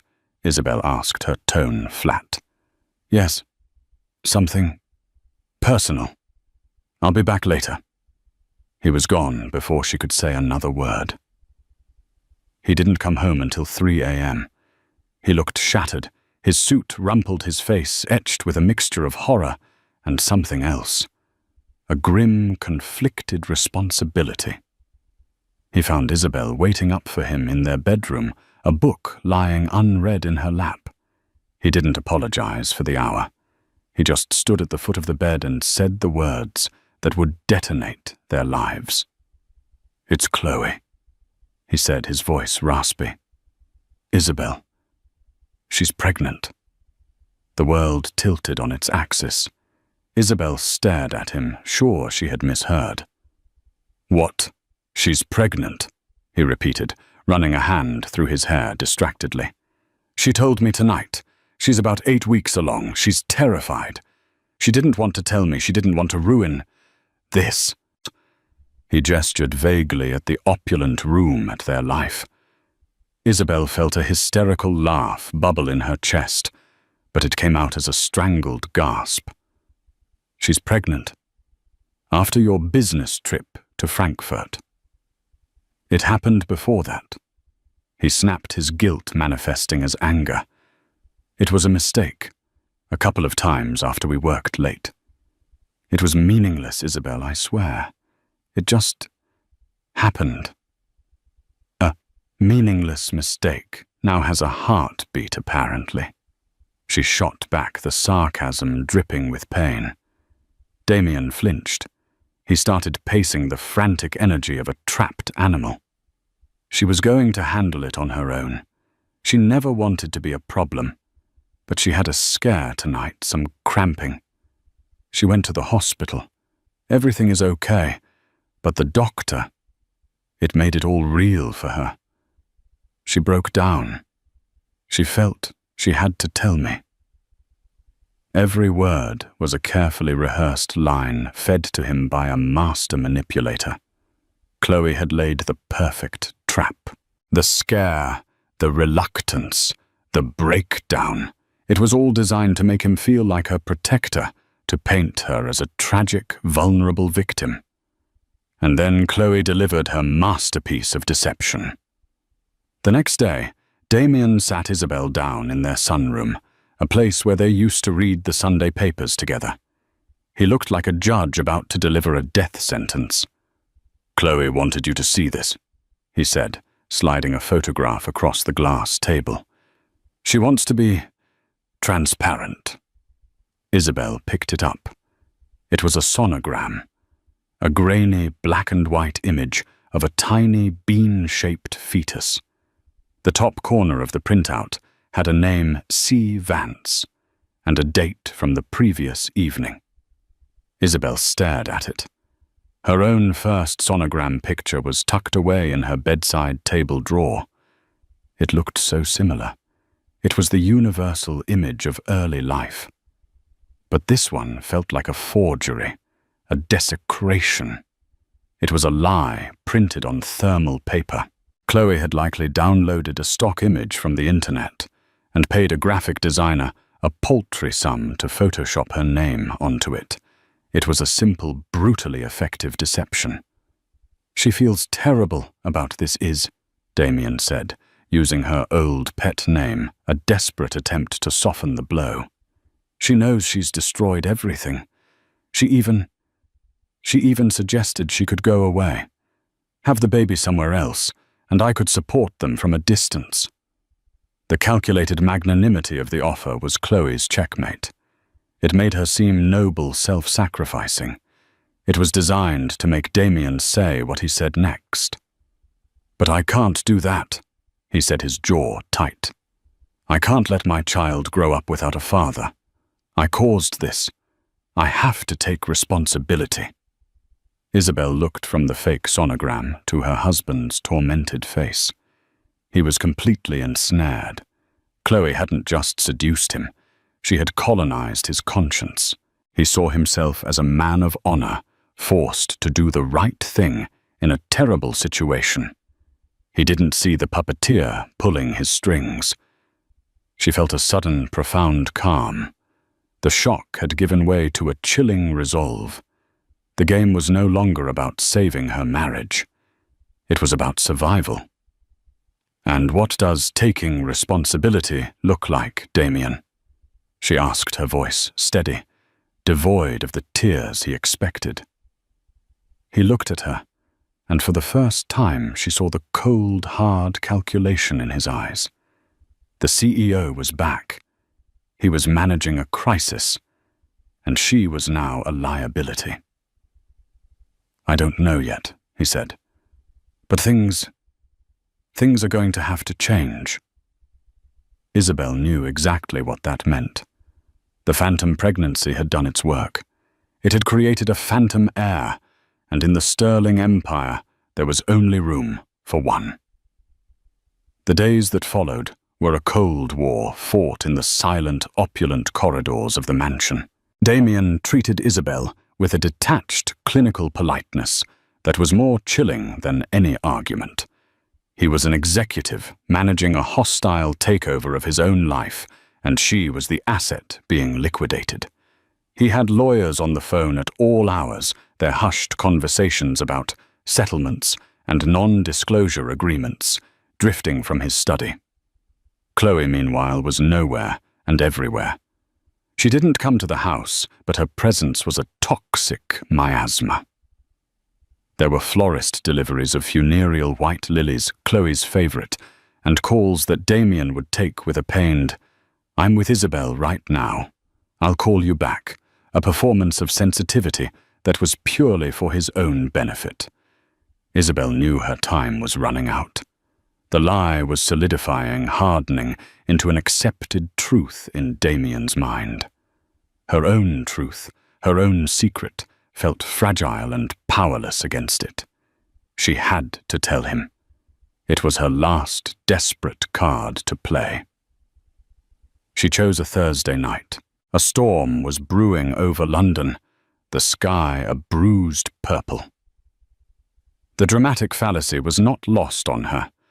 She found Damien in his study, a glass of amber liquid in his hand, staring out at the city lights. "Damien, we need to talk," she said, her voice stronger than she felt. "Not with lawyers, not about settlements. About us." He turned his face weary. "Isabel, there's nothing left to say. My lawyers will be in touch with yours. I will be generous. You will be comfortable for the rest of your life." "I don't want your money," she said, stepping closer. "I want my husband, the man I married, the man who would never believe a lie like this." "A lie?" He let out a short, bitter laugh. "I've seen the sonogram, Isabel. I was with her at the hospital. This is real." "The hospital you took her to after she called you with her scare," Isabel countered. "Did you sit in the examination room with her? Did you speak to the doctor yourself? Or did you wait in the hallway while she crafted her story?" He faltered for a second, a flicker of doubt in his eyes before it was extinguished by his own guilt. "Stop it. You're just trying to twist this." "No," she said, her voice breaking slightly. "I'm trying to tell you the truth. Chloe is not the only one with news, Damien." This was it. She took a deep breath, her hand instinctively going to her still flat stomach. "I'm pregnant, Damien." The words hung in the air between them. The only sound was the distant rumble of thunder. Damien stared at her, his expression slowly shifting from weary frustration to cold, disbelieving fury. "What did you just say?" he whispered. "I'm pregnant," she repeated, her voice gaining strength. "I'm 12 weeks along. I was going to tell you on our anniversary before all this. I have the doctor's report. I have my own sonogram." She saw the flicker of hope in his eyes, a desperate desire to believe her. But Chloe's poison had seeped too deep. The lie was a fortress, and her truth was a pebble thrown against its walls. He shook his head slowly, a cruel, pitying smile twisting his lips. "Wow. I have to hand it to you, Isabel. That's quite a move. Desperate, but clever." The condescension in his voice stole her breath. "Move? You think this is a move? This is our child, Damien. Our child!" he roared, his control finally snapping. He slammed his glass down on the desk, whiskey sloshing over the polished wood. Don't you dare use that to try and trap me." Chloe gets pregnant by accident, and you suddenly, miraculously, are pregnant too. What a coincidence. Did you run out and fake a sonogram this afternoon after my lawyer called? The accusation was so vile, so far beyond the pale, that Isabel felt a wave of dizziness. He was comparing her to Chloe, accusing her of the very deception she was a victim of. "How dare you?" she whispered, tears of rage and heartbreak finally spilling down her cheeks. "I have loved you. I have stood by you. And you stand there and accuse me of something so monstrous. I'm accusing you of being a liar," he shouted, his face contorted. "Chloe, for all her faults, was honest with me. She was terrified, but she told the truth. You're trying to fight her, lie with a bigger lie, and I won't have it." The thunder cracked directly overhead, and the heavens opened. Rain began to lash against the window panes, a torrent of nature's fury mirroring the destruction inside. "I want you out," Damien said, his voice dropping to a low, lethal command. "I want you out of this house. Tonight." "What?" Isabel gasped, stumbling back. "Damien. No, it's pouring with rain. Where would I go?" "I don't care," he said, his eyes as cold and hard as granite. He turned his back on her, staring out at the storm. Go to a hotel. Go to your parents. Go to hell for all I care. Just get out of my sight. My security team will escort you. Pack a bag. You have 30 minutes. He didn't look at her again. The finality in his voice was absolute. There was no appeal, no reprieve. The man who had vowed to love and protect her was casting her out into a storm, believing she was a liar and a fraud. Numbly, Isabel walked out of the study and up the grand staircase. Two stoic men in dark suits, members of Damien's personal security detail, were already waiting in the hallway. They watched her with impassive eyes as she walked into her bedroom and pulled out a suitcase. She packed mechanically a few clothes, her toiletries the file from her obstetrician containing the proof of her pregnancy and the small box with the baby booties. She was weeping, but her sobs were silent, her body shaking with a grief too profound for sound. 30 minutes later, she was standing at the grand entrance of her home. One of the security guards held an umbrella over her. The other had placed her single suitcase on the rain-slicked driveway. Damien was nowhere to be seen. He hadn't even afforded her the decency of a final glance. The heavy oak door clicked shut behind her, the sound echoing with terrifying finality. She was Isabel Sterling no more. She was just a woman alone in the rain with a broken heart and a secret child that her own husband refused to believe was real. As she stood there shivering in the deluge, she made a vow. She would not break. She would survive this. And she would bring her child into the world, a world far away from the poisonous lies of the House of Sterling. The taxi's headlights cut through the relentless curtain of rain, the wipers fighting a losing battle. Isabel gave the driver the only address that came to mind, a small flat in Camden. It was a world away from Regent's Park, a world of brick facades, bustling markets, and the comforting anonymity of ordinary life. It was the home of Maria Flores, her closest friend. Maria, a fiery and fiercely loyal journalist, whom Isabel had known since university, opened the door in her pajamas, her eyes widening in shock at the sight of her drenched, heart-broken friend standing on her doorstep with a single suitcase. Izzy. My God, what happened? The dam of Isabel's composure broke. In the warmth of Maria's tiny living room, surrounded by stacks of books and the smell of brewed coffee, she collapsed into her friend's arms and told her everything. The affair, the lies, the phantom pregnancy, the sonogram, and finally the brutal expulsion. When she finished, her voice raw, Maria was radiating a cold fury. That monster. I'm going to write an exposé that will strip him bare. Sterling Innovations will be Sterling in ruins when I'm done with him. No, Isabel whispered, wiping her eyes. Not yet. A public fight is what he understands. It's what Chloe would do. I can't think about that now. Then, taking a shaky breath, she revealed the one part of the story that mattered most. He kicked me out because he thinks I lied to trap him. Maria, I'm pregnant. For real. Maria's anger instantly melted into profound concern. She pulled Isabel into another hug, this one fiercely protective. Okay, she said, her voice firm. Okay, this changes everything. Forget him. Forget the mansion and the money. This is about you and this baby now. You're safe here. This is your home. The days that followed blurred into a haze of grief and adjustment. The opulence of her former life was stripped away, replaced by the humble reality of Maria's flat.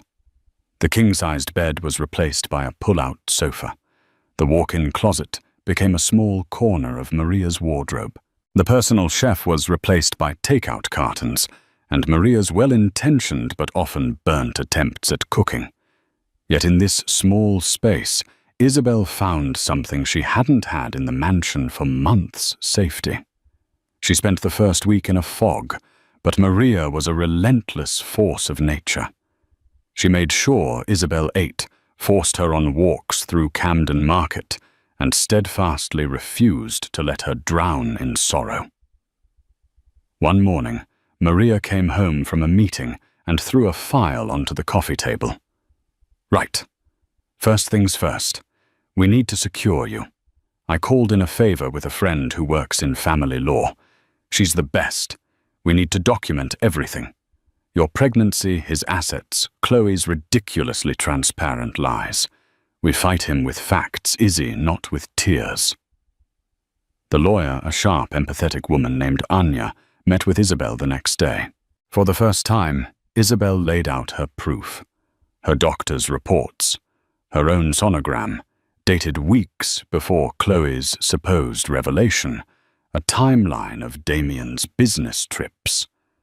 Anya listened, her expression growing more resolute with every word. "He hasn't just abandoned his pregnant wife," Anya stated, her voice grim.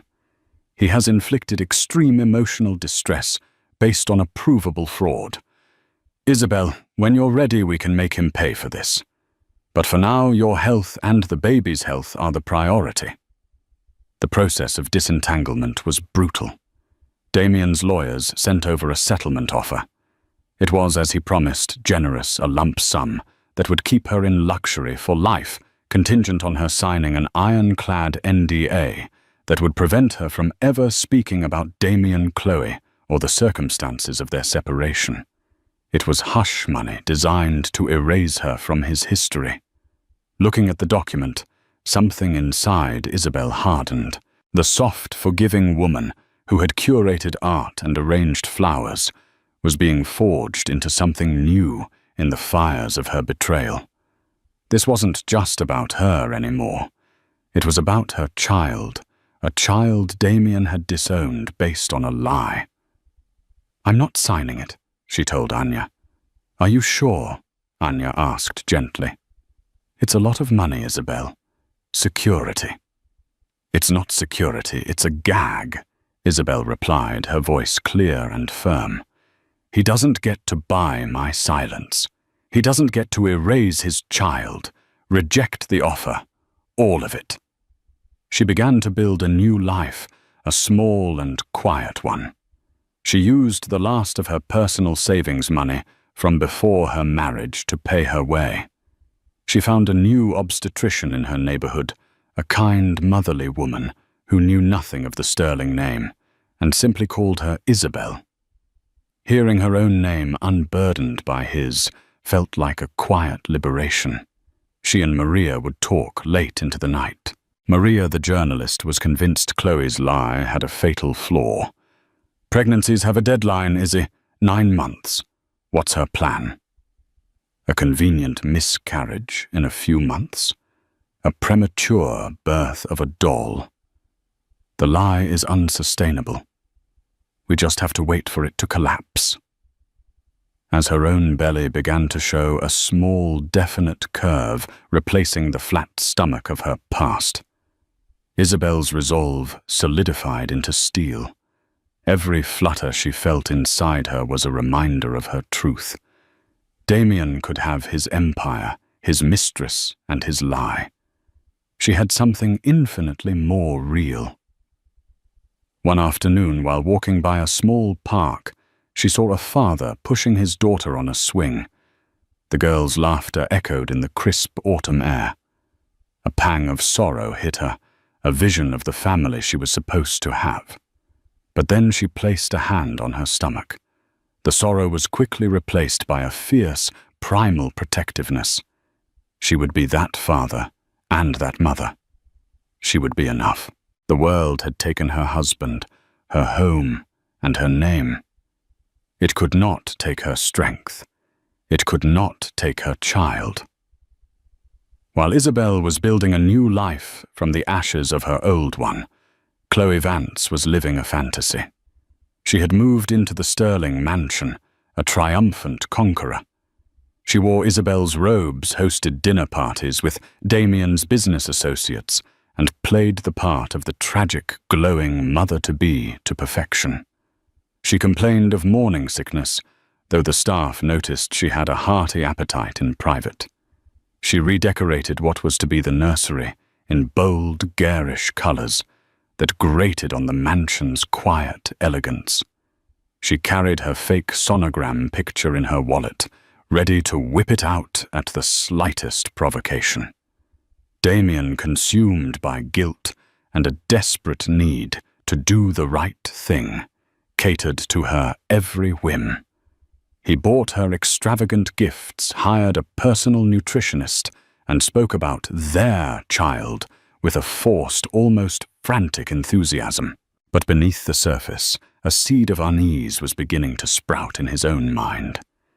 He had loved Isabel's quiet strength and intelligence.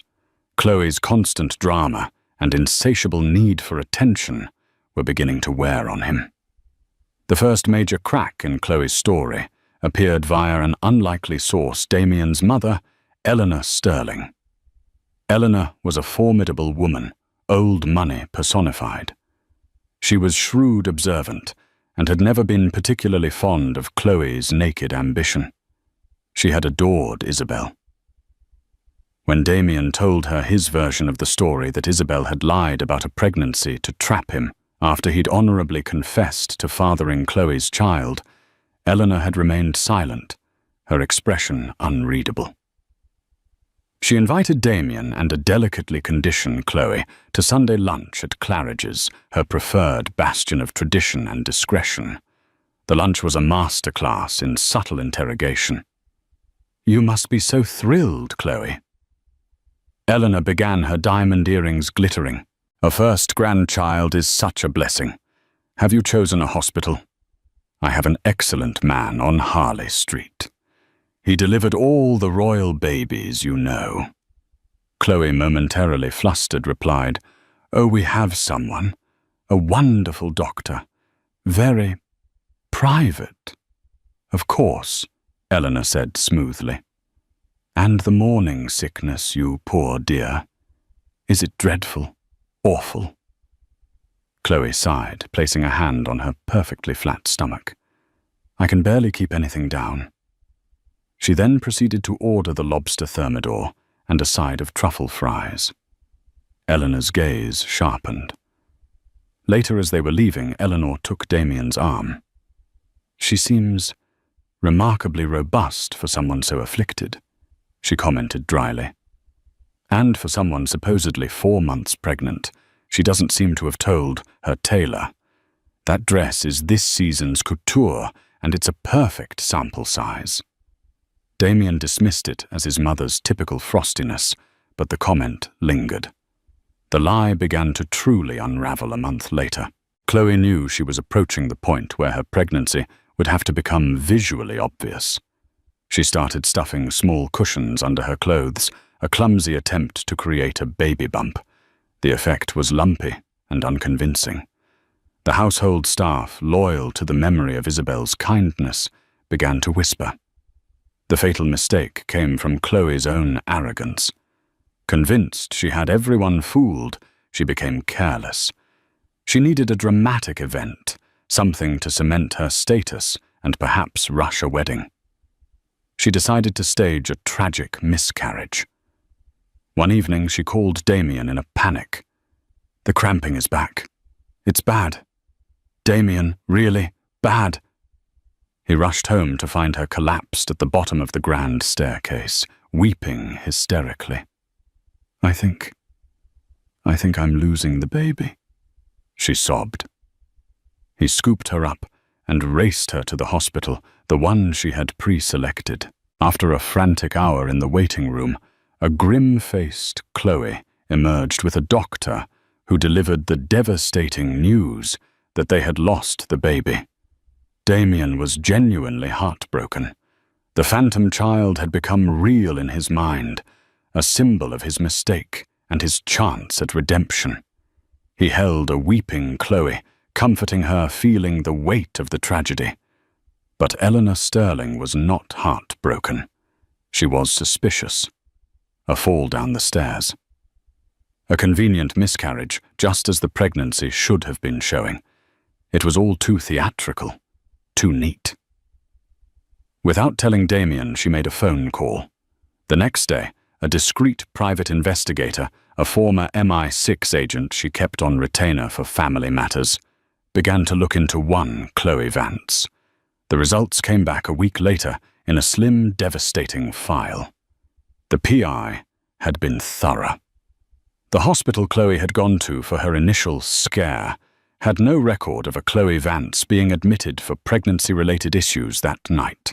She had simply walked into the A&E, complained of stomach pain, and left an hour later. The doctor who had delivered the news of the miscarriage was not an OB-GYN.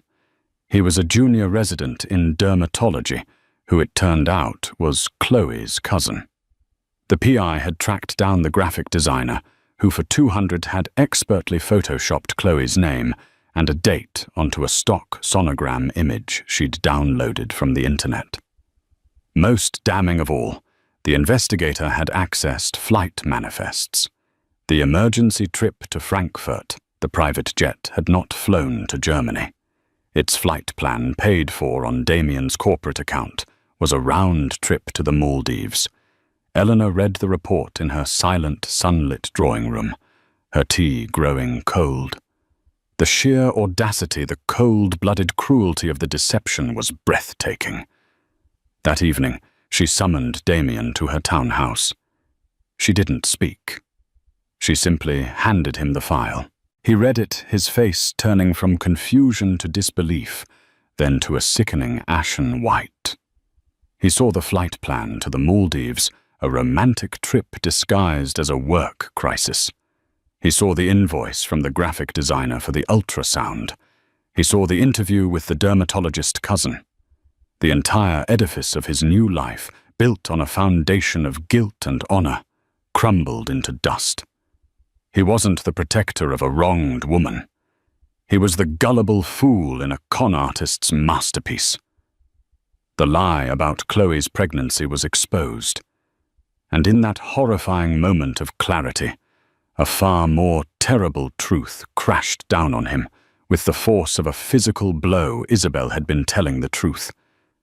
He had thrown his own pregnant wife, the woman who had only ever loved him, out into the night. He had called her a liar, a manipulator, and had abandoned her and their unborn child based on a cheap, cruel fiction. The weight of his own monstrous actions crushed him. He sank into a chair, the file slipping from his nerveless fingers, the sound of his own ragged breath filling the silent room. He had lost everything, and it was no one's fault but his own. The drive back to the Regent's Park mansion was a blur of self-loathing for Damien. Every street lamp illuminated his foolishness. Every shadow seemed to mock his blindness. He walked into the house not as its master, but as a man returning to the scene of a terrible crime. He found Chloe in the drawing room, sipping champagne and flipping through a catalogue of ridiculously expensive baby furniture, a macabre postscript to her fabricated tragedy. She was playing the part of the grieving mother, but her eyes held a spark of triumph. She believed she was now unassailable, permanently bonded to him through their shared loss. "Darling," she began, a pout on her lips. "I was thinking maybe for the nursery, even though it would be nice to have it ready for when we try again." Damien looked at her. Truly looked at her for the first time, without the filter of guilt. He saw the greed in her eyes, the hard, calculating lines of her face. He saw the predator, and he felt nothing but disgust. He tossed the investigator's file onto the coffee table in front of her. It landed with a heavy thud. "Frankfurt, Chloe?" he asked, his voice dangerously quiet. "Or was the weather better in the Maldives?" Chloe froze the champagne flute halfway to her lips. Her eyes darted to the file, and the color drained from her face. She knew instantly that the game was over. I don't know what you're talking about. She stammered, her voice losing its sultry confidence. Oh, I think you do. Damien continued, the fury building in him cold and precise. I think you know all about the graphic designer you paid to fake a sonogram. You know about your dermatologist cousin at the hospital. You know that you were never, ever pregnant. He leaned, in his voice a venomous whisper. You played me. You destroyed my marriage, my life, based on a lie. You let me throw my wife, my pregnant wife, out of her home. Chloe's composure shattered. The mask of sophistication fell away to reveal a desperate, cornered creature. I did it because I love you, she shrieked, her voice shrill.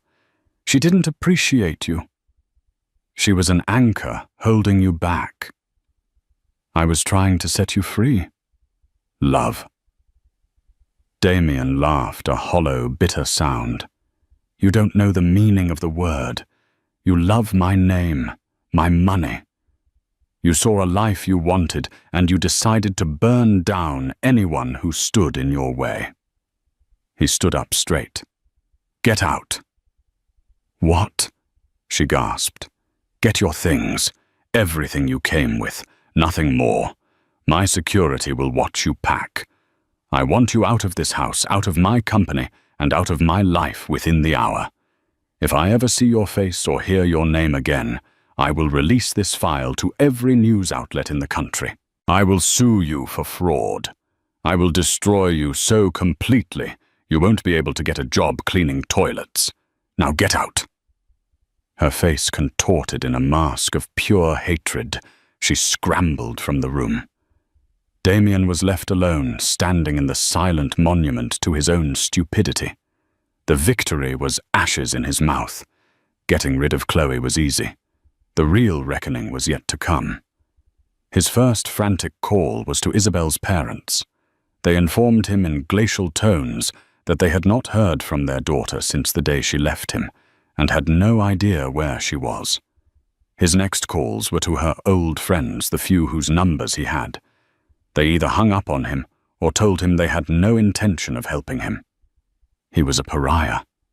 He had been so insulated in his world of wealth, he had no idea how to find a person who didn't want to be found. He hired his own private investigator, a different one with a single desperate instruction. Find Isabel. For weeks, there was nothing. It was as if she had vanished from the face of the earth. Damien lived in a state of torment, haunted by the memory of her face, as he'd accused her of lying. He wandered the empty rooms of the mansion, each one a testament to her absence. He saw her ghost everywhere, in the garden she had loved, in the library, where she used to read, in the curve of the staircase where Chloe had staged her pathetic drama. Then, after nearly a month of searching, the investigator called. I've found her. Damien's heart leapt. Where is she? Is she okay? Well, she's not in London, the investigator said carefully. She's in a small coastal town in Cornwall, Porthleven. She's been living a very quiet life. There was a pause. There's something else you should know, Mr. Sterling. It seems she's not alone. What do you mean? Damien asked, a new cold dread creeping in. Is she with someone? In a manner of speaking, the investigator replied. According to my local sources, she suffered a health scare about a month ago, some complication with the pregnancy. She was helped by a local GP, a Dr. Ben Carter. He's been looking after her since. They've become close. He's a widower, a very respected man in the community. People see them walking on the beach together. He's very protective of her. The image crashed into Damien's mind with the force of a physical blow. Isabel, his Isabel, walking on a beach with another man. A kind man. A doctor who had helped her when he, her husband, had thrown her away. The irony was so cruel, so perfectly just, that it almost broke him. He had created a vacuum, and the world, in its fairness, had filled it with someone better. The investigator continued. And Mr. Sterling, one more thing. She gave birth 3 days ago. To a boy. Mother and son are both healthy. Damien sank to the floor, the phone clattering from his hand. A son. He had a son. A son who had been born, not in a state-of-the-art private hospital suite, but in a small town by the sea. A son whose first days were being watched over not by his father, but by a kind stranger. He had been so obsessed with uncovering Chloe's lie that he hadn't fully grasped the reality of Isabel's truth. He wasn't just trying to find his wronged wife anymore. He was trying to find his son. He booked a car. He didn't care about Dr. Ben Carter. He didn't care about anything but getting there. He had to see her. He had to see his son. He had to try, however futilely, to beg for a forgiveness he knew he would never deserve. The 5-hour drive to Portleven was a pilgrimage of shame. The Rolls-Royce, a symbol of his insulated power, felt alien as it navigated the narrow, salt-sprayed lanes of Cornwall. This was a different world, one grounded in earth and sea, not glass and steel. He found the address the investigator had provided, a modest whitewashed cottage overlooking the harbour. Its small garden blooming with defiant coastal flowers. It radiated a warmth his mansion had never possessed. His heart hammered against his ribs as he walked to the front door. How could "I'm sorry" ever be enough to bridge the chasm he had created? Before his knuckles could even touch the wood, the door opened. A man with kind, steady eyes stood before him, his posture calm but protective. It was clearly Dr. Ben Carter. "Can I help you?" Ben asked, his voice even. "I'm Damien Sterling." Damien said the name, tasting like ash in his mouth. "I'm here to see Isabel." "She's resting," Ben replied, a wall of quiet defense. "She's been through a great deal. The unspoken accusation because of you was deafening." "Please," Damien begged, stripped of his usual authority. "I need to see my son." From within the cottage, a voice stronger and calmer than he remembered cut through the tension. "It's all right, Ben. Let him in." Damien stepped inside. The cottage was cozy and filled with light. There in an armchair sat Isabel. The haunted look he had last seen was gone, replaced by a profound, serene strength. She looked tired but at peace, and nestled in her arms, wrapped in a soft blue blanket, was a tiny, sleeping baby boy. Damien's breath caught in his throat. He stared at his son, a perfect living testament to the truth he had so cruelly denied. "He's beautiful," Damien whispered the words, thick with unshed tears. "His name is Leo," Isabel said. Her voice was level, holding neither warmth nor malice. It was the voice of a woman who had weathered his storm and reached a distant shore.